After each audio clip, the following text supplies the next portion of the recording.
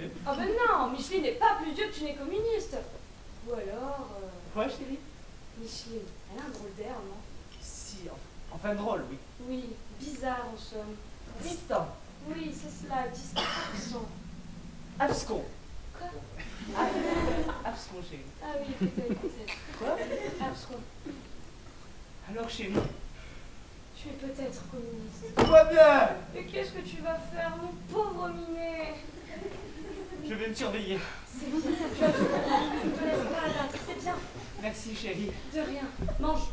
Mais j'ai pas faim! Ah, ce n'est pas bon. Si, mais je n'ai pas faim. Et dis ma chatounette, tu m'aimes? Oui, oui, mon chat. Même si... Si tu surveilles, je peux pas t'en vouloir. Bah, en attendant, nous ferons chambre à part. C'est tout. D'accord, chérie, merci. Maintenant, retourne au bureau, va travailler. Oui, chérie. Et fais bien attention, surveille-toi. Oui, Et chérie. sois poli avec Micheline. Oui, Et chérie. parle-lui, mon oncle Joseph. Pourquoi, chérie? Il est incurable, tu comprends. Oui, chérie. Bon, allez. Et si je me faisais porter pâle après tout? Mais tu es fou. Mais comment serait Micheline? C'est vrai, pardon, tu as raison, chérie. C'est vrai. Fais-lui plutôt un petit cadeau. À qui? À elle. Tu trouves? Oh oui, une petite obole. Une obole. Ouais, oui, un petit rien. Du chocolat. Du chocolat. Offrir du chocolat. Est-ce convenable? Mais elle aime ça. Ah mais qui donc? Micheline. Ah oui. Bon, allez, va mon chat. Conduis-toi respectueusement à son égard.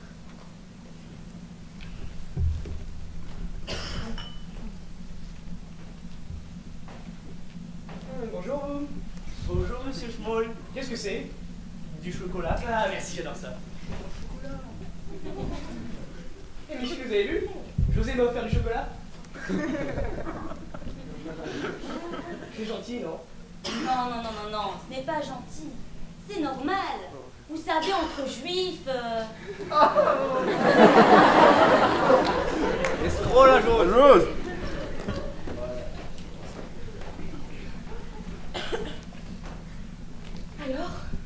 Alors? Je suis juif. Oh non! Si. C'est Micheline qui... Oui. Pardon, chérie. C'est dur. Je sais. Quand même, après 20 ans de mariage, c'est dur. Ma pauvre chérie. Mais qu'est-ce qu'on va faire? Je vais me surveiller, Mais chérie. qu'est-ce qu'on va devenir? Je sais pas, en faisant attention, peut-être que ça peut passer. Quoi donc? Bah tout ça. Ah oui, peut-être. Suis un régime. Ah? Oui. Demande un régime à Micheline. Tu crois, chérie? Elle doit bien connaître un moyen pour guérir les gens comme toi. Une thérapeutique, ça? Oui, c'est ça, une thérapie. Mais chérie, je n'oserais jamais, j'ose même pas regarder sa face. Forcément. J'ai honte. Forcément quoi? Tu es juif. C'est vrai. Et du coup, tu veux que j'aille vivre quelque temps chez ma vieille tante Agathe? Merci. Tu es bon. Tu as bon fond malgré tout ça. Merci beaucoup, chérie. Alors Non. Essaie plutôt de remonter la pente sérieusement. J'essaierai, chérie. Je t'aiderai. En attendant, je vais dormir chez ma mère. Tu comprends? J'ai besoin d'air. Je comprends, chérie. Je rentrerai demain.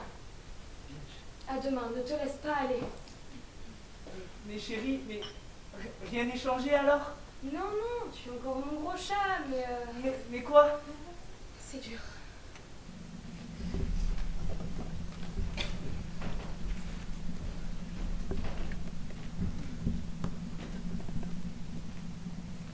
José.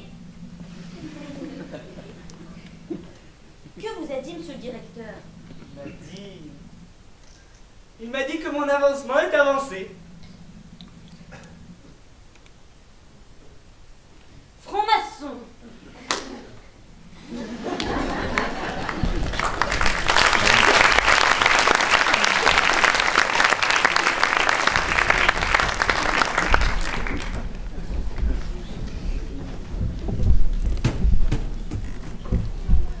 Allez, danse.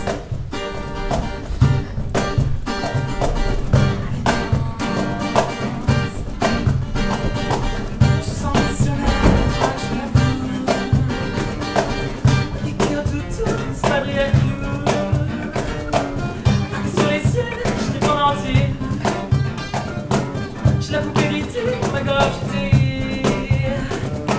elle était émotive, parlant de Jean-Yves, un amant compliqué qui t'apprend à rire.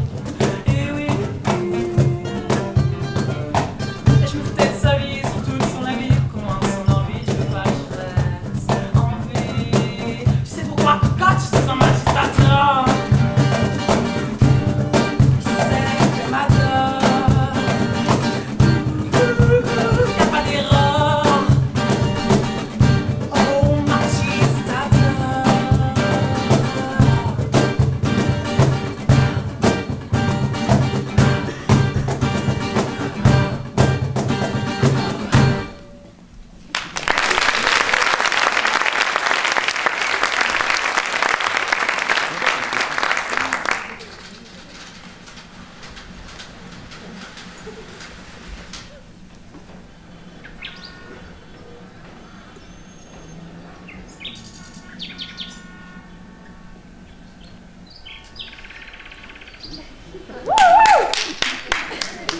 Salut mon chou, pas trop en retard?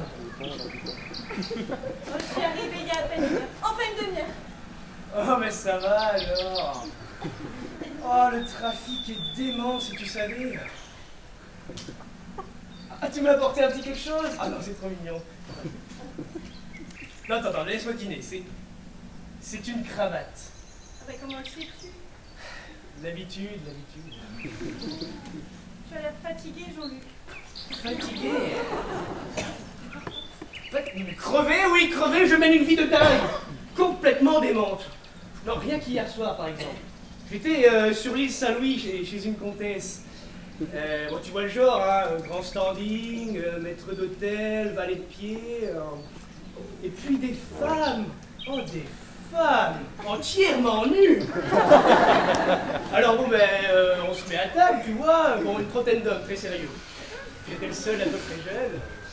Et du coup, la baronne se met à côté de moi comme ça, tu vois. Et elle commence à se frotter un peu. Mais toujours très digne, hein, très vieille France. J'adore la classe de ces gens-là. Et les choses se sont envenimées petit à petit, gâtées pour ainsi dire. Et ben, résultat, je suis crevé. Ah non, ce fut somptueux, mais crevant, non. Du coup, bon, ben, vers 5-6 heures du matin, je rentre chez moi, la comtesse m'ayant enfin laissé partir. Et là, qu'est-ce que je trouve? Suzy, une gamine de 16 ans, belle comme un cœur, et entièrement folle de moi. Alors qu'est-ce que je fais? Je l'enjambe. Oui, Suzy est un peu grosse. Et je glisse la clé dans la serrure, comme ça, pour ne pas la réveiller. Ah oui, elle se réveille en hurlant, je t'aime. À 7 heures du matin, tu vois le topo? Non, merde. Non, mais non, Suzy, tu déconnes là. Bon, bref. Du coup, bah, je la bichonne un peu, tu vois. Je lui dis que c'est pas le moment. Je dis des motos, tout ça. Mais elle ne veut rien entendre. Éperdue de bonheur. Elle dit qu'elle m'aime, qu'elle ne peut plus vivre sans moi, qu'elle veut m'appartenir. Normal, mais... Alors, ben, moi, pour la calmer, je sais pas quoi faire. Je la bichonne, tu vois, et ben, du coup, je la prends, bon, voilà, délicatement, mais toujours somptueusement. Hein. Tout en lui expliquant qu'elle est trop jeune, que je risque de la briser, qu'elle est trop fragile. Eh mais non, elle ne veut rien entendre, éperdue de bonheur, elle continue, elle dit qu'elle m'aime de plus en plus. Alors qu'est-ce que je fais pour la faire taire? Ben, je remets ça, merde. Bon. Mais toujours somptueusement. Et une fois que j'ai réussi à la calmer, elle me dit qu'elle m'a acheté un petit quelque chose. Ben oui, avec son argent de poche, c'est bien. Et ben tu vois, c'était une cravate. Non, une cravate, je dis, bon. Parce que moi, je porte des nœuds papillons, limite un petit col ouvert, tu vois, un truc comme ça. Bon, les cravates, c'est d'un vulgaire. Enfin bon, du coup, je la lourde, on s'en mal. Et là, Sophie, la mère de Suzy, arrive paniquée. Elle me demande où est sa fille, elle est totalement affolée. Je lui dis que je n'en sais rien, que je n'ai pas vu. Je lui demande de s'asseoir sur mon sofa plongeant. C'est ça. C'est des sofas qui sont faits pour... Enfin bon, tu vois le genre. Donc voilà, donc elle est sur mon sofa plongeant, comme ça, je lui parle un peu. Puis, tout en m'asseyant en face d'elle, je découvre une paire de jambes, mais d'une finesse. Oh, des cuisses somptueuses. Peut-être un peu grosse, mais alors pour une femme de 35 ans, qu'est-ce qu'elle était bonne. Bon, du coup, je lui parle de sa fille, tout ça, je la rassure, je lui dis qu'elle ne met rien, qu'elle est trop jeune. Et puis je m'assois à côté d'elle et je la prends brutalement comme ça. Bah, toujours somptueusement. Hein. Et du coup, je vais me coucher, me disant que je vais pouvoir enfin dormir. Mais alors, penses-tu? J'avais oublié de débrancher mon téléphone. 10 minutes plus tard, Sophie, la vicomtesse de Manhuis, me rappelle. Elle dit qu'elle veut me voir, qu'elle a adoré ce qui s'était passé, qu'elle en veut plus. Normal. Du coup, je lui promets tout ce qu'elle veut. Je me rendors. Voyons, je vais pouvoir enfin dormir. Et non, Sidonie vient me faire une scène. Sidonie veut se tuer, elle veut m'appartenir, elle aussi. Non, j'en ai marre, je vais craquer, je vais craquer. Elle m'offre une cravate aussi, elle m'offre une cravate. Non, des fois je me dis que je vais y laisser ma peau, c'est pas possible. Tu vois rien que ce soir, à part toi, j'ai 2 autres rendez-vous. Et après, je dois retourner sur l'île Saint-Louis baiser la vicomtesse. Oh non, non, c'est fatigant. J'en peux plus, j'en peux plus. Tu vois, des fois, je me dis que j'aimerais être laid.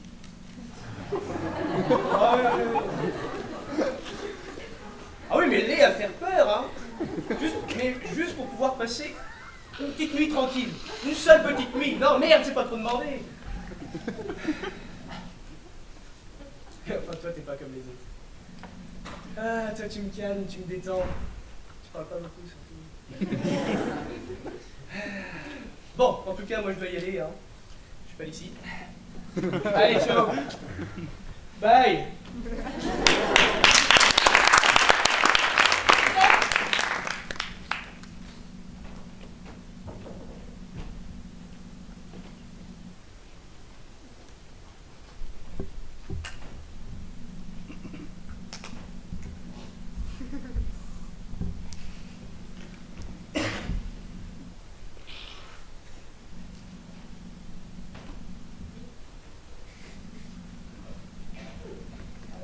Bonjour.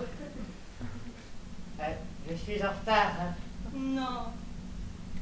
Oh, vous avez amené des fleurs. Ah, oui, oui. Elles sont belles, hein. Bah, foutez-les là un peu plus loin, je ne supporte pas les parfums. Désolé. Non. Laissez seule l'intention compte.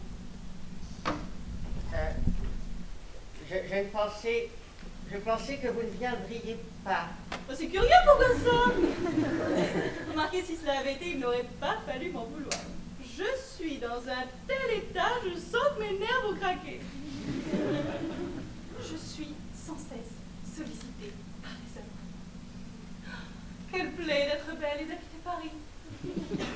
Tenez, hier soir, je rentre chez moi, je roule doucement, et là, un homme beau comme un dieu se jette sous les roues de ma voiture.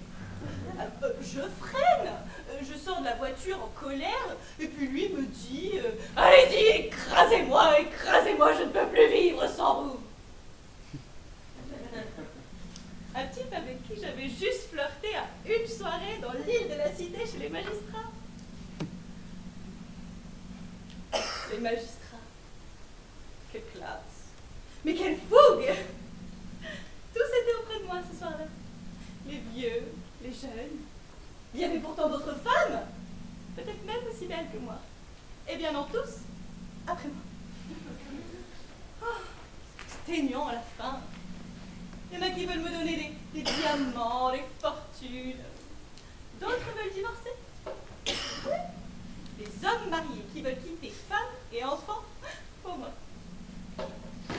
Tenez, hier, non, avant-hier, un homme, 40 ans, splendide, solide comme un roc, pleurait sur mon palier.